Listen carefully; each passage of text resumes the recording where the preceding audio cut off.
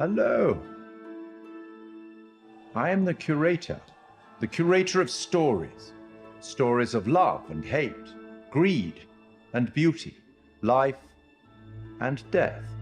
Stories such as this one. The curator of the Dark Pictures Anthology bridges between the player and the story, being very aware of what they've done, but also much more aware than the player about what's actually going on in the story and what the context is and what the scenario is. What do you think happened to this guy? Now, for the first time, for some reason that he himself doesn't even understand, he's been given the opportunity to talk to somebody, and that somebody is the player. As far as he knows, it's always been him that's done this job and nobody else. And within his library is the story of everybody's life and death. There's even rooms in there that he can't remember ever going in, but he's way too busy to go and explore because there's always another end of life to record and document. Clothes are so important because they provide an insight into the character. They explain where the character's been, they describe where he's going, they suggest motive. We want the audience to perceive him as having everything completely in control. So all of the ideas of his clothes being tailored to his body, it's really important to us. We worked with a costume designer. He did a lot of research into the authenticity of the materials and textures. He provided us with lots of authentic high-resolution reference. He even gave us material swatches. It was really useful for us because looking at the folds, looking at the visual language of cloth, how do they sit on the character? Is it working from a distance? What's the weight of the material? It gave us a really good platform in order to produce high-quality, realistic materials. Giving it that depth. I'm here to record the story you choose to tell.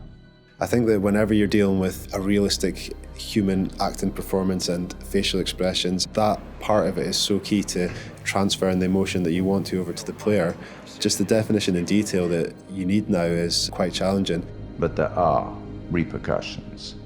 In terms of cameras, it's quite interesting as well because we've talked a little bit before about how we use skewed angles, upshots, tilts and all that kind of thing to create this feeling of unease and anxiety in the horror moments. And for the curator, it was quite the opposite actually.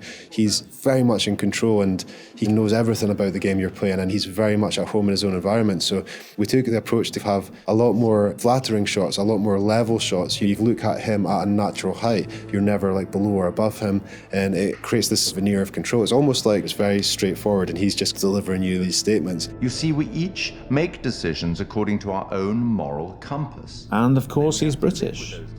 As soon as we'd established that and who he was and what his personality was, our minds went pretty much straight to Pip Torrens to deliver the performance. And Pip's done a brilliant job bringing everything that we wanted in the curator to life on the screen. And pretty much everything that we shot was nailed on first take by Pip. But the truth of this story isn't fixed. Far from it. A story can change a great deal when told from a different perspective.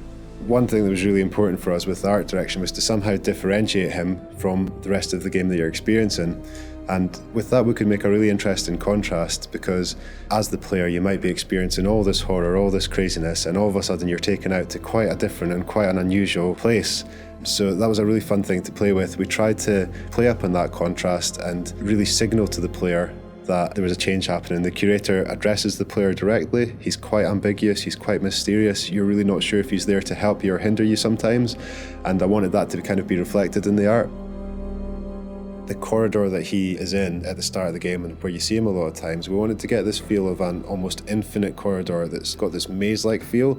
It's not a set-out space that you automatically understand as a viewer when you see it. You're not sure how long it goes on, how many paths there are, how much of a maze this corridor is. So to light that, we wanted to get this feel where there's not markers that tell you this is where you are right now in the corridor, you've been here before, just to increase that feeling of not being fully aware of your surroundings and add to the mystery of the scene.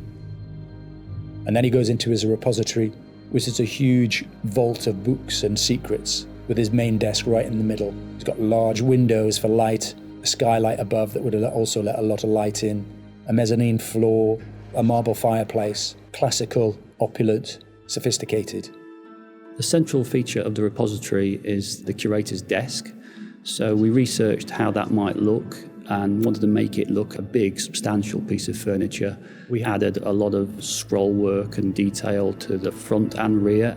All of the things that you'd expect, the brass fittings for the drawers. There's quite a lot of detail went into that, and we thought we might be seeing that quite close as well again. So in the end, it fits nicely within its environment. It references some of the Victorian era detail that you might see on a piece like that. The creator has the ability to access stories through the pictures on the wall. They're almost portaled through to another world. And that all had to fit within our architectural environment. So we looked at very ornate framings, large pictures that would hang on the walls that would feel correct and not out of place in something of this nature. We thought about where we could include light sources that would be interesting, would put light in the right areas of the room. The skylight's a really good example. We decided that having this top-down ambience would really bed the scene in nicely and create this nice veneer to it. And then adding another number of interesting light sources that we can use for accents, such as a fireplace, such as the candles, that just are there to give you that extra range of colour if you need it. They're there to draw the eye of the player to what we want to show them. It's not my place to interfere, but I might be persuaded to offer the occasional hint. Here's one for free. It's a strange place. Who is this guy? Why is he talking to me? Where am I now? I was just on a ship having some horror happening, and now I'm here. And this guy has the appearance of being there to help you, but he seems like such a strange guy, and the environment he's in is so different. There's a certain ambiguity to it, and we wanted the player to question whether or not he's on their side or whether or not he's kind of playing his own game with them. The curator's no ordinary person, and his repository is no ordinary place. And you'll get the chance to see him again in the rest of the Dark Pictures Anthology. We will meet again. It's inevitable.